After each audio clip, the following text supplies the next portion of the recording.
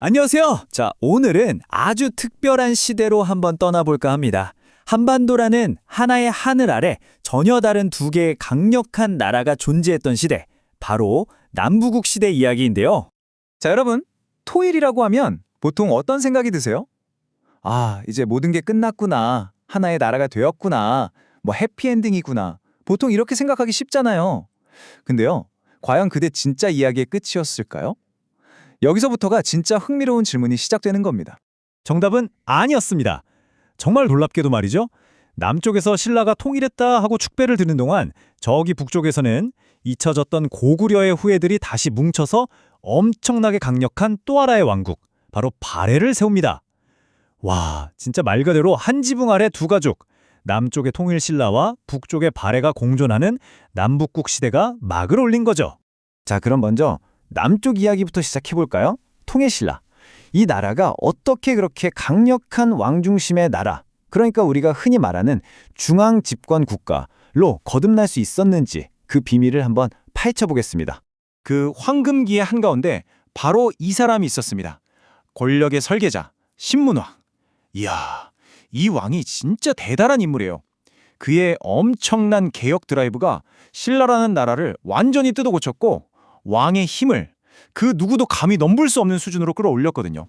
자, 여기 신문왕의 전략을 한번 보세요. 이게 얼마나 치밀한지 정말 감탄이 나올 정도입니다. 첫 번째, 자기 장인이었던 김흠돌이 반란을 일으키니까 이걸 옳다구나 하고 빌미로 삼아서 귀족 세력을 아주 그냥 싹 쓸어버립니다. 그리고 나서 전국을 구주 오소경이라는 행정구역으로 쫙 나눠서 지방을 완전히 왕의 손아귀에 넣었죠. 군사적으로도 기가 막혀요. 신라인뿐만 아니라 옛 백제, 고구려 사람들까지 다 섞어서 구서당이라는 중앙군을 만들어서 통합을 꾀하고 국학이라는 학교를 세워서 처음부터 끝까지 왕에게만 충성하는 엘리트들을 직접 길러낸 겁니다. 정말 빈틈이 없죠? 근데 이 모든 개혁의 진짜 핵심, 그야말로 활용점정은 따로 있었습니다. 바로 경제개혁이에요. 당시 귀족들에게는 노급이라는 땅이 있었거든요. 이게 정말 중요합니다. 왜냐면 이 노급이라는 게 그냥 세금이나 걷는 땅이 아니었어요. 그 땅에 사는 사람들 있죠? 그 사람들의 노동력을 마음대로 쓸 수 있는 권한까지 포함된 거였거든요. 자, 생각해보세요. 노동력을 마음대로 쓴다는 건 곧 군사력, 그러니까 사병을 키울 수 있다는 뜻이잖아요. 이건 뭐 왕 입장에서는 가장 큰 위협, 눈엣 가시일 수밖에 없었죠. 그래서 신문왕이 어떻게 하냐? 바로 이 노급을 폐지해버립니다. 없애버리는 거죠. 그리고 대신에 관료전이라는 걸 줍니다. 여기 보시면 그 차이가 명확하게 보이죠? 관료전은요, 딱 세금을 거둘 권리, 즉 수조권만 주는 거예요. 제일 중요했던 노동력 동원 권한은 싹 빼서 오직 왕만 가질 수 있게 한 거죠. 이야, 이게 바로 결정타, 신의 한 수였습니다.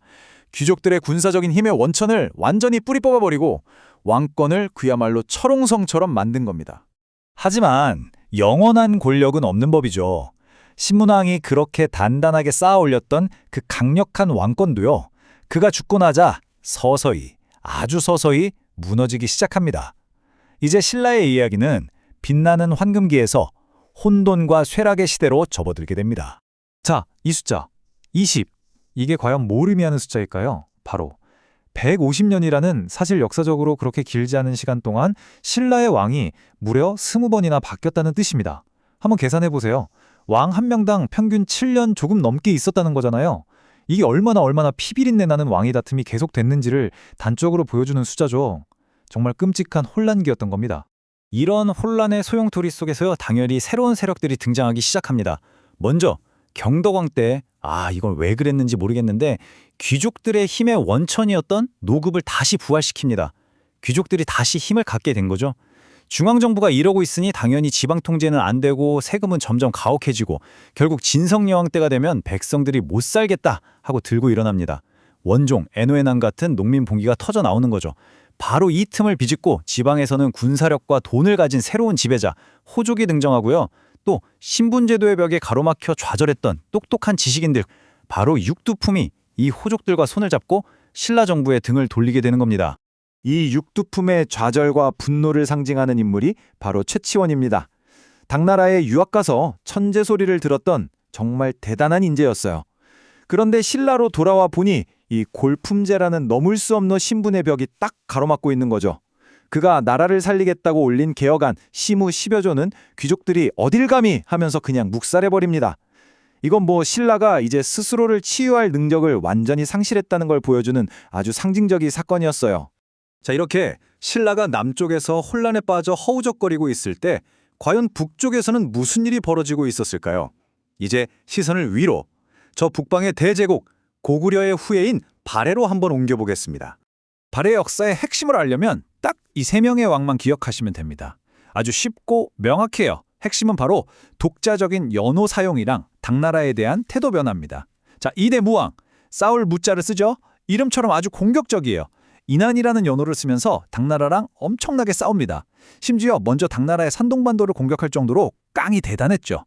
그런데 그의 아들 문왕은 완전 반대예요. 그럴 문자를 쓰죠? 대흥이라는 연호를 쓰면서 아버지와는 다르게 당나라와 친하게 지내면서 선진 문물을 막 받아들입니다. 그리고 마지막 10대 선왕 때 건흥이라는 연호를 쓰면서 발해는 역사상 가장 거대한 영토를 차지하는 그야말로 최전성기를 맞이하게 됩니다. 바로 이 최전성기를 딱 한 단어로 표현하는 말이 있습니다. 바로 해동성구, 바다 동쪽의 융성한 나라라는 뜻인데요. 진짜 놀라운 건 뭔지 아세요? 이걸 발해 스스로가 우리 대단해 하고 부른 게 아니라는 거예요. 당시 세계 최강대국이었던 경쟁자였던 당나라가 발해를 인정하면서 붙여준 별명이라는 거죠. 와, 이건 뭐 발해의 위상이 어느 정도였는지 그냥 이 한마디로 다 설명되는 겁니다. 발해가 문왕 때 당나라의 삼성육부라는 중앙 정치 제도를 받아들이긴 했거든요. 근데 이걸 그냥 그대로 복사 붙여넣기 한 게 아니에요. 이름부터 보세요. 충, 인, 의, 지, 예, 신 이런 유교적인 이름으로 싹 바꾸고 운영 방식도 발해의 상황에 맞게 독자적으로 운영합니다. 한마디로 우리 스타일로 바꾼 거죠. 이건 발해가 얼마나 문화적으로 자신감이 넘쳤고 주체적이었는지를 잘 보여주는 대목입니다. 자, 그럼 이제 이 두 왕국이 남긴 소중한 문화유산과 사상에 대해 알아보고 또 많은 분들이 이 시대를 공부할 때 아차 하고 빠지기 쉬운 함정들까지 시원하게 정리해드릴게요. 통일신라 시대 불교계에는 두 명의 슈퍼스타가 있었습니다. 바로 원효와 의상인데요. 근데 이 두 사람의 길은 정말 완전히 달랐어요. 원효는 대중을 위한 불교를 외쳤습니다. 나무 아미타불 이 6글자만 외우면 신분이 높든 낮든 누구나 극락에 갈 수 있다. 이렇게 불교의 문턱을 확 낮춰서 대중화시켰죠. 반면에 왕족 출신이었던 의상은 좀 달랐어요.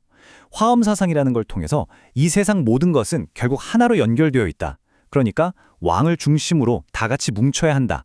이런 식으로 왕권을 뒷받침하는 엘리트 중심의 불교를 이끌었습니다. 자, 어떠세요? 지금까지 내용 이제 완벽하게 이해했다고 생각하시나요? 그럼 지금부터 우리가 흔히 빠지는 오해들, 함정들을 한번 제대로 부숴보겠습니다. 집중하세요. 자, 첫 번째 함정입니다. 신문왕의 토지개혁. 이거 정말 많이들 헷갈려 하시는데요. 확실하게 정리해 드릴게요. 신문왕이 귀족의 힘을 약화시키려고 한 건 노급을 폐지하고 관료전을 지급한 겁니다. 이걸 반대로 기억하면 큰일 나요. 귀족들의 군사력의 원천이었던 노급을 폐지했다. 이게 핵심입니다. 아시겠죠?